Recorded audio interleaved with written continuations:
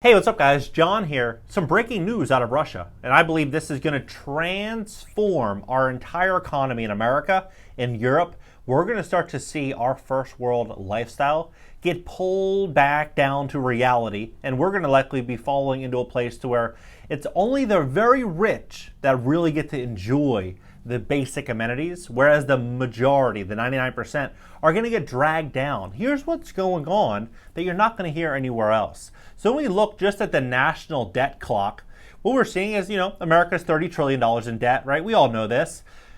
China, 10 trillion, Japan. But what we're likely seeing here is we're seeing this change occur overnight with this Russia situation. And here's how it's going to work. We no longer are taking oil from Russia. Now Europe is no longer going to be taking oil from Russia. They're phasing out oil from Russia. And this phase out is going to be fully, Europe is going to be fully out by 2027, right? This is May 12th, and this article came out May 31st, where Russia hits back on the EU's partial oil embargo, says we'll find other importers for the crude, right? Who are they going to sell their oil to?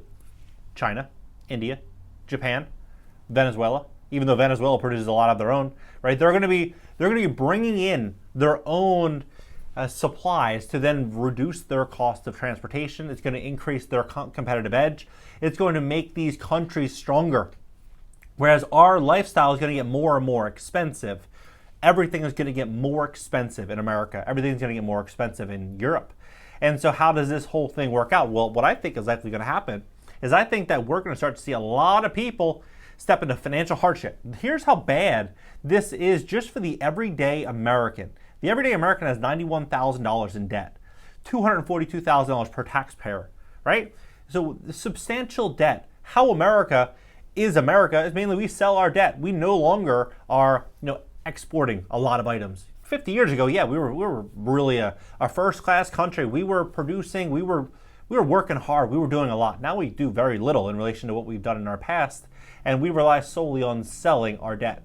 And well, when we have a situation where India and China and Russia and Saudi Arabia account for about a half of the world's population, they produce everything and we simply just consume it, what does that mean for our dollars? What does that mean for our power? It means that we are in very, very big trouble. Very big trouble. Here's what they're saying happens next. Russia hits back. The EU's partial oil embargo says we'll find other importers for the crude, right? Well, India is world's third largest oil importer, has seen crude imports from Russia climb steadily since Russia invaded Ukraine in late February, according to Reuters. Asia's third largest economy has dismissed criticism of its continued purchases of Russia's energy in the wake of Kremlin's war in Ukraine, saying a sudden halt to Russian oil imports would ultimately hurt its consumers. Whereas Europe and America, it's about hurting them. It's about going after the Kremlin, right? And meanwhile, what's ultimately going to happen is our costs are just going to continue to skyrocket. Everything is going to get more expensive. And as everything gets more expensive here, the rich only get richer, because as people step into financial hardship, what are they going to do with their billions and billions of dollars? They're going to offer a solution, right?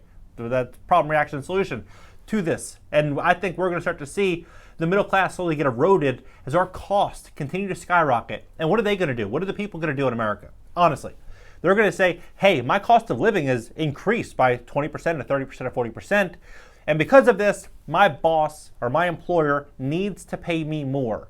Whereas the employer is seeing no additional value from the employee, just further expectations. So what are they going to do? They're either going to close up their business, they're going to outsource as much work as possible, and they're going to shift and change their business strategy to meet with the current times. That's what's going to happen. They say Asia's third largest economy has dismissed this criticism, right? Separately, China has been seen quietly ramping up purchases from oil from Russia at discounted prices. Reuters reported, citing shipping data from unnamed oil traders, it appears to show the world's biggest importer of crude moving to fill the vacuum left by Western buyers, severing ties with Russia over the humanitarian crisis in Ukraine.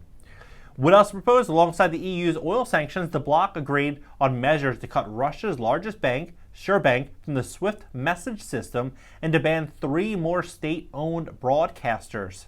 There's also abandoned insurance and reinsurance of Russian ships from EU companies. The others point, I think, that has not been mentioned very much. I think that this package is almost certainly going to include a shipping insurance ban I haven't seen the details of that yet, but almost certainly that will be included.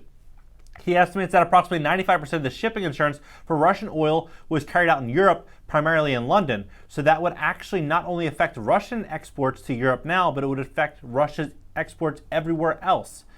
And what are they going to do with that, right? The 5 precious rounds of measures have included restricting access to capital markets, freezing Russia's central bank assets, excluding Russia's financial institutions from SWIFT, and banning imports of Russian coal and other commodities, among others. What are they going to do with this information? Obviously, they're not going to want to rely on American dollars. They're not going to want to rely on trading in pounds and euros. They're going to want to solidify the ruble or the yuan or another currency. They're going to want to take risk off the table as we start severing our ties more and more and more with Russia. And so what is this likely going to do? We look at Europe, we look at America, countries that are heavily dependent on fossil fuels. As that relationship changes, our power changes as well, right? We're going to see you have half the world's population between China, India, Japan, Russia, and Saudi Arabia, half the world's population roughly. And this population is producing most of the goods that we consume, and they have all of the real money, which is energy. Energy is money. They're controlling the energy, they control the money, they have the power. We're seeing this entire situation change overnight. It's unbelievable how fast things are changing. And so we look, even right now, China's facing this $1 trillion funding gap, because they say this situation, the latest wave, posed this problem here. And, they said that it cost them about $895 billion. And so they have this problem. They're going to be able to fulfill this. That's not going to be an issue because they're going to have a huge competitive advantage. You think about this. America at one time was producing everything. Now that we produce very little. But we were competing with China because they were producing items, at very, very cheap prices. Now, what is this going to do when we have America and Europe in an affordability crisis and China is producing everything very, very, at bottom basin prices, right? And then we step into this whole situation and China's going to dominate. Like, these countries are going to be dominating over the next 5 years. No doubt about it. The US dollar, the reserve currency, is in huge, huge trouble. People need to be very, very smart, very strategic about what's going on because this is real, this is happening, this is wild. We're living through this. And I think that the people that are smart, that are prepared, that are understanding and following the trends, they're going to do well. The people that are simply just hoping this is just going to go away are going to be in for a rude wake-up call.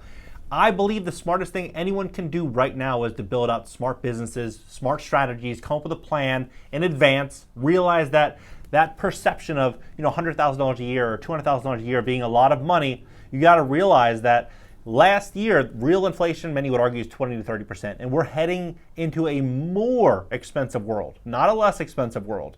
And so we have to change our goals in relationship to the new expectations that are going to be on us and our families, given all of the uncertainty. I think the smartest thing people could do is start an online business, potentially a YouTube channel, scale, grow, build out a revenue stream, additional revenue streams, bring down debt, be very, very strategic, and you will be able to weather the storm a lot better than everybody else. And that's what it's about right now. What do you think? Drop your comments below. Hit the like button, subscribe. Also subscribe to my second YouTube channel. It's going to be a podcast, an interactive show starting this week where people can call in, as well as LinkedIn, Twitter, TikTok. Everything's in the banner. I'll catch you guys later.